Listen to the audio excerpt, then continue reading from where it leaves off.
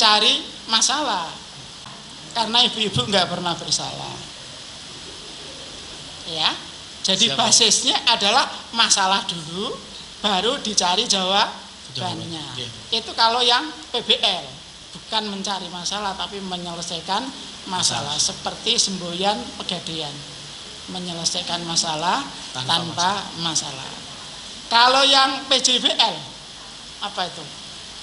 Ketika kemudian berorientasi pada proyek, bagaimana orientasi pembelajaran harus menemukan sebagai proyeknya. Stop dulu, proyek ini sebagai alat pembelajaran atau justru belajar mengerjakan proyek?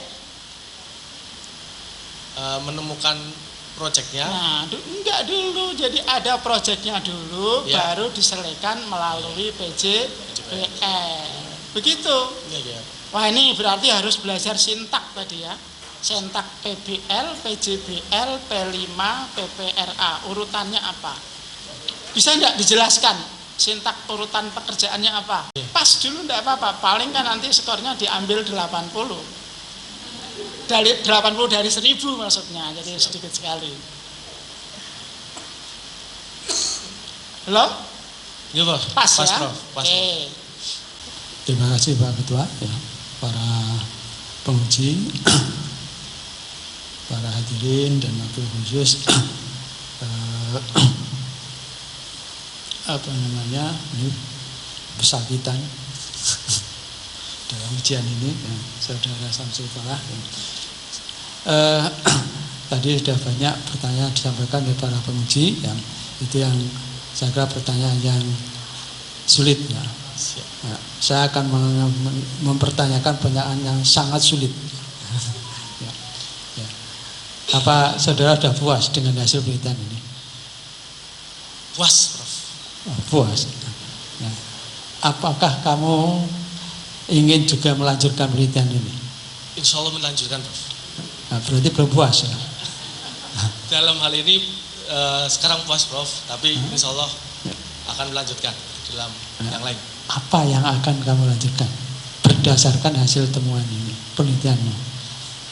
Saya kira banyak hal yang bisa dilakukan secara penelitian. Makasih Prof atas pertanyaannya.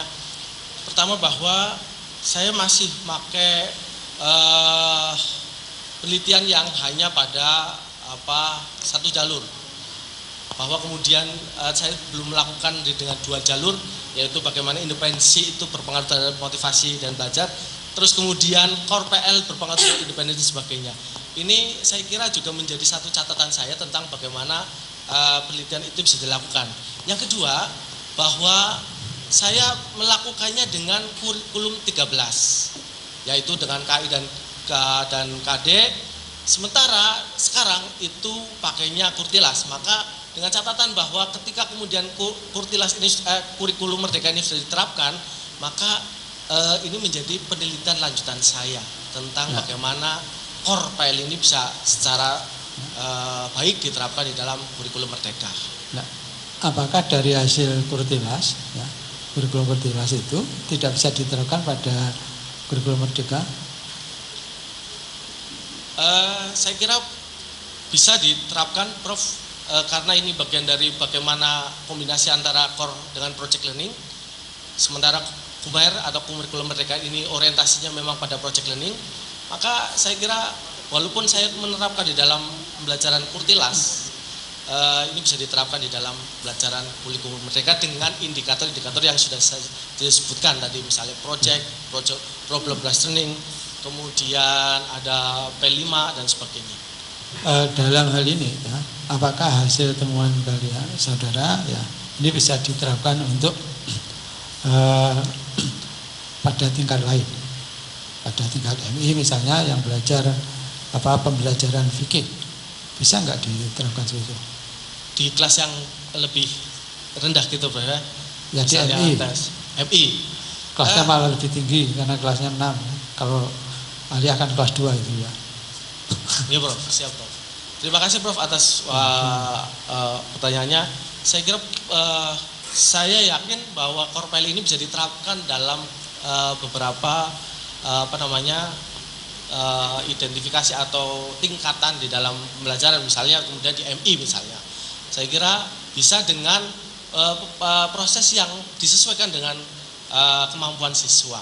Tentunya misalnya kemudian tentang project learning, apa yang bisa diprojekkan di dalam proses pembelajaran fikih di MI misalnya begitu. Kenapa bisa dilakukan? Kan karakteristik siswa MI dengan karakteristik siswa aliyah itu kan jauh berbeda. Betul, Pak. Apakah ini tidak ada kaitannya dengan ini satu konsep, satu preskripsi atau resep yang berlaku untuk semua sementara orang, ini, semua umur bisa. Sementara ini saya masih meyakini bahwa proses korpel ini ideal diterapkan di masalah madrasah. ilmu itu bukan keyakinan ya. Tapi masalah itu. Saya berpendapat bahwa korpel ini ideal diterapkan di dalam madrasah aliyah. Namun ketika kemudian diterapkan di dalam madrasah ibtidaiyah dengan disesuaikan dengan kemampuan siswa, bisa diterapkan untuk meningkatkan hasil belajar dan motivasi belajar. Nah, kalau penyesuaian kan bukan generalisasi. Nah, itu kan harus penelitian lagi ya untuk disesuaikan dengan kondisi siswa itu. Ya. Nah, kemudian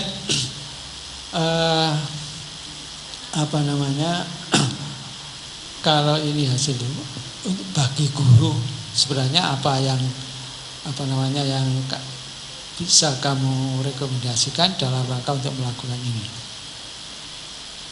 Bisa diulang, Prof?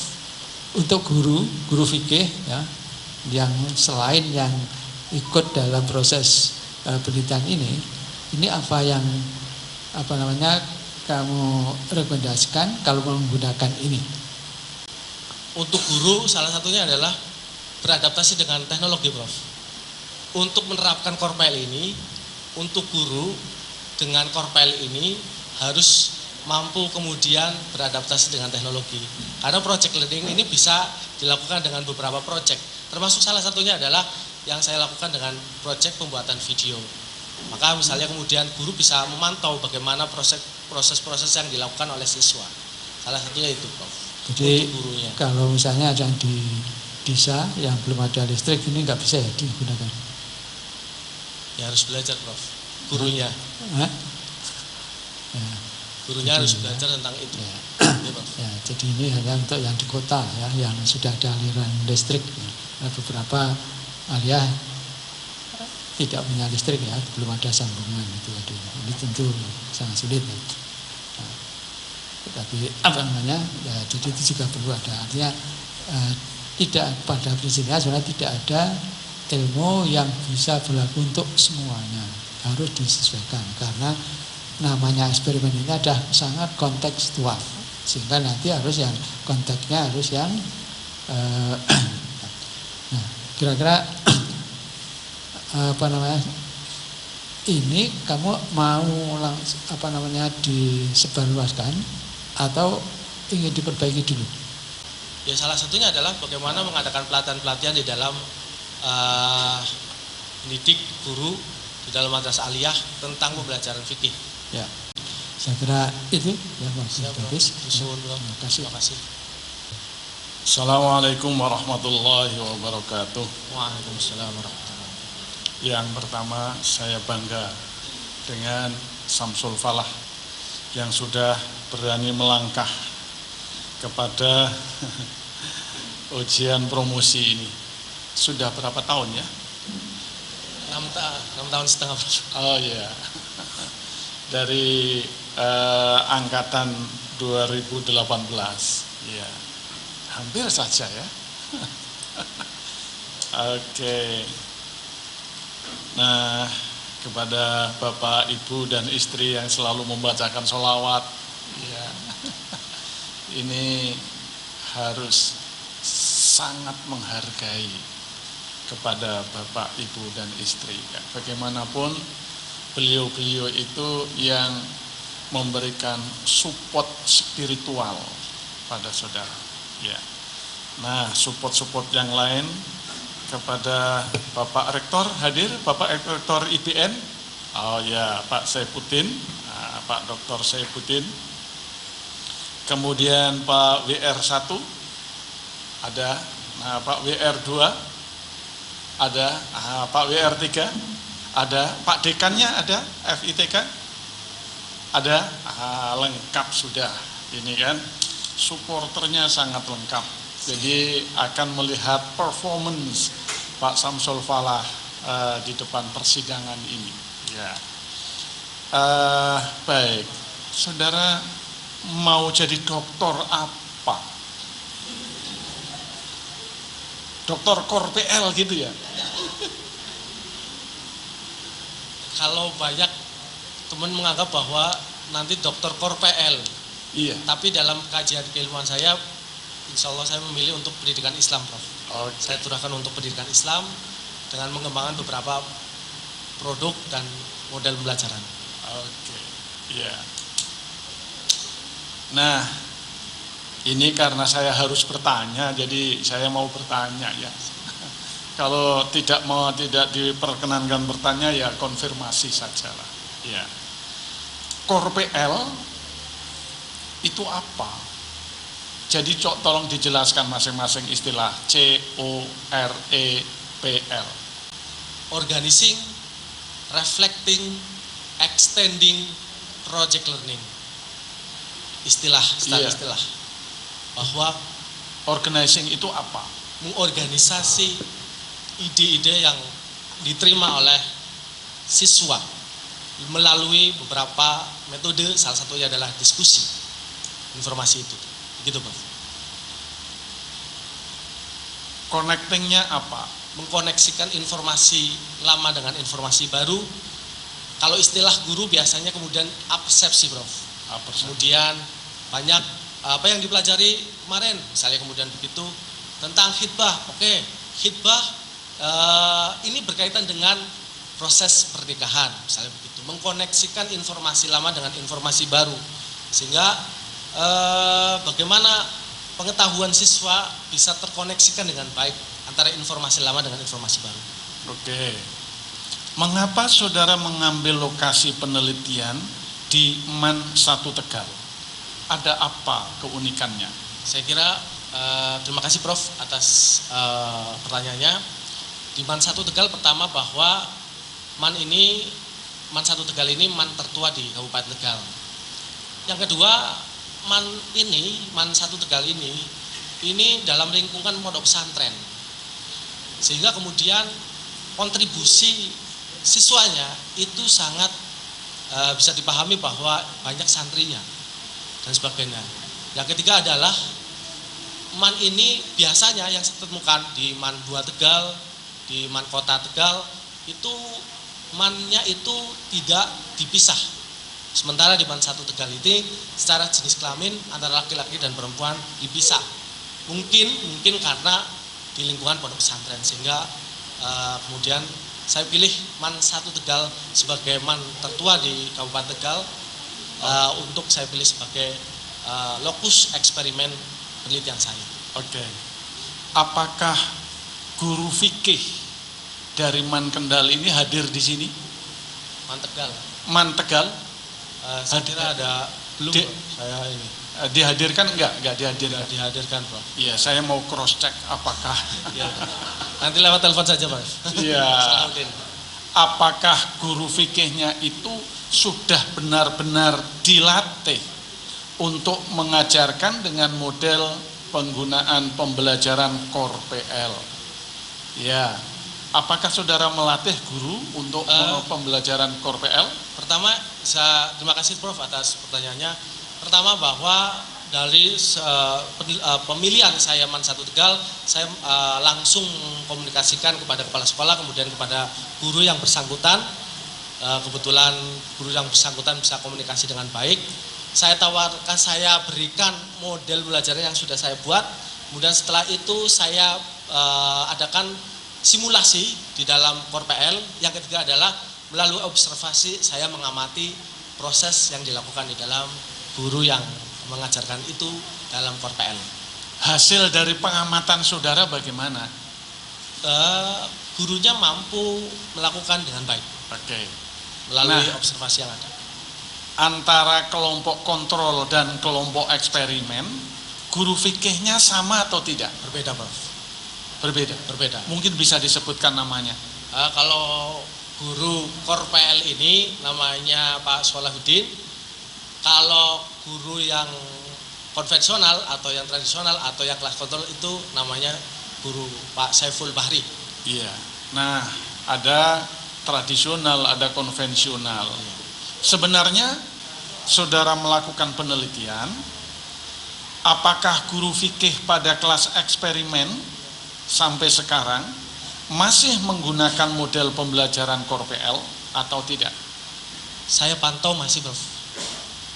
Masih menggunakan Core PL karena beliau merasa senang, merasa ada pembaharuan dalam Core PL yang dulunya itu tidak pernah terfikirkan ada model pembelajaran ini, dan saya pantau, boleh dicek bahwa Pak Solahuddin ini masih menggunakan pembelajaran proses Core PL. Baik, Gitu, Prof. terima kasih.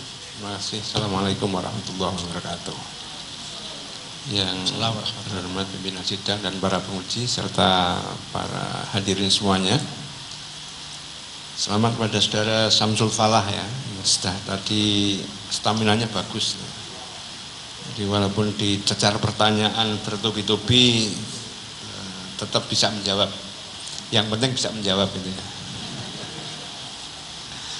Baik, ya sekretaris mestinya tidak usah banyak bertanya.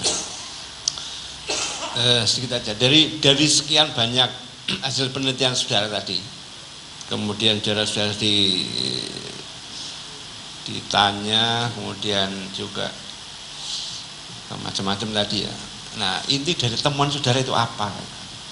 Novelty-nya apa dari penelitianmu ini? Terima kasih, Prof. Setelah kemudian bertanya bahwa saya menemukan novelty tentang disertasi saya bagaimana desain pembelajaran Core PL ini, desain model yang saya desain untuk menemukan, menjawab sebuah masalah yang menurut saya konkret di dalam pembelajaran. Yang kedua, Core PL ini saya uji dengan pengaruhnya terhadap hasil belajar dan motivasi. Dan yang paling saya kemudian merasa bahwa ini menjadi temuan saya, bahwa independensi belajar sebagai kontrol, sebagai variabel kovariatnya ini menjadi satu catatan bahwa ternyata Core PL ini kalau kemudian diganggu dengan independensi belajar tetap berpengaruh terhadap hasil belajar dan motivasi belajar. Itu artinya kalau tidak ada independensi, Core PL-nya tidak banyak berpengaruh ya?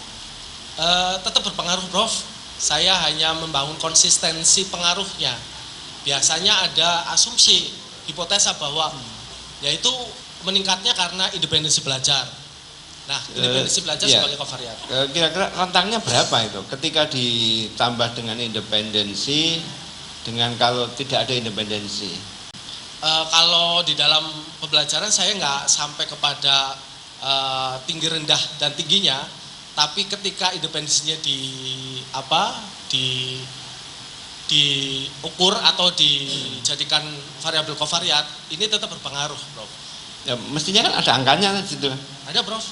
Ada tentang variabel kovariatnya ya, Prof. Tapi kalau pada tataran bagaimana saya mengklasifikasikan, tidak, Prof.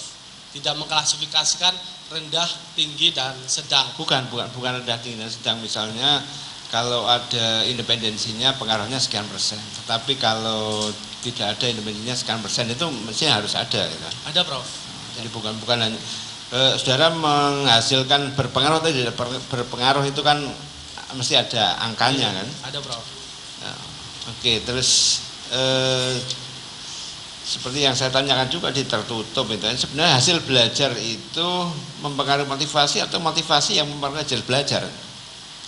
Hasil belajar, motivasi yang mempengaruhi hasil belajar. Motivasi yang mempengaruhi hasil belajar. Iya. Padahal di psikologi itu ada, kalau hasil belajarnya tinggi, motivasinya menjadi lebih tinggi. Kalau motivasinya tinggi juga hasil belajarnya tinggi, Prof. Nah, artinya apa itu bisa disimpulkan? Bahwa dua hal ini saling keterkaitan antara motivasi. Bisa saling mempengaruhi itu antara. Jadi tidak selamanya motivasi yang mempengaruhi hasil belajar, tapi bisa jadi hasil belajar mempengaruhi motivasi itu ya. Iya, Prof. Bisa, Prof. Terima kasih. Baik, saya melanjutkan tadi Pak Prof. Raharjo tadi soal Anda kan ingin menerapkan pengaruh model core PL. Padahal dalam desain model saja itu kan bisa menjadi sebuah penelitian disertasi yang research and development. Nah, pertanyaannya apakah sudah benar guru menerapkan model core PL ini? Yang kedua, apakah model ini sudah diuji cobakan secara tersendiri, benar-benar sebuah desain yang melalui proses tahapan aja uji ahli, ada masukan dari para ahli, kemudian produknya kemudian direvisi, dikembangkan. Bagaimana? Silakan. Saya temukan di dalam model core dulu yang dibangun oleh Calvi. Calvi ini kemudian menemukan sebagai sebuah model connecting, organizing, reflecting, extending, menemukan beberapa model yang sangat berpengaruh dalam beberapa hal. Tapi ini ada batasannya terhadap core ini. Maka kemudian saya desain core ini atas spirit yang dibangun oleh Blumenfeld project learning ini, kemudian saya tambahkan di dalam model pembelajaran. Maka desain pembelajaran core PL ini bisa menjadikan sebuah model pembelajaran yang cukup komprehensif. Ya, pertanyaannya apakah guru yang menerapkan model ini sudah sesuai dengan apa yang didesain oleh Anda? Sudah sesuai, Prof. Apakah ketika mengajar Anda ikut menyaksikan, mengobservasi? Ya. Sudah, Prof. Oke, sudah sesuai betul dari prosedur pertama tahap awal sampai evaluasinya. Iya, Prof. Karena langkah-langkahnya sudah dilakukan, baik dari mengkoneksikan, mengorganisasi, reflecting, extending, kemudian projectnya juga nanti bisa saya perlihatkan di dalam project pembelajarannya gitu, Prof. Ya, karena kalau guru tidak menguasai, saya rasa pengaruhnya tidak begitu signifikan menurut saya dalam asumsi ini. Ya, kalau sudah benar ya mungkin ada baiknya dan sudah tepat apa yang Anda hasilkan dalam penelitian itu. Yang kedua, itu apa makna, berapa pengaruh dalam motivasi, misalnya pengaruh model core PL terhadap motivasi? Pengaruh berapa persen? Gimana, Prof? Berapa persentase, itu kan ada angka-angka kan? Oh iya, Prof. Ada, Prof. Ya, ada angka-angka. Kan Anda katakan ada simpang batas, ya, ada simpang baku dan seterusnya itu. Ya. Lalu kan artinya kalau namanya berpengaruh itu kan ada persentase. Berapa persentase keterpengaruhannya terhadap motivasi belajar di antara totalitas ya, Prof. Variabel-variabel yang mungkin di luar itu. Silakan. Ya, Prof. Terima kasih atas pertanyaannya. Dari sebagai hasil dari pembelajaran yang saya lakukan, proses penelitian yang saya lakukan,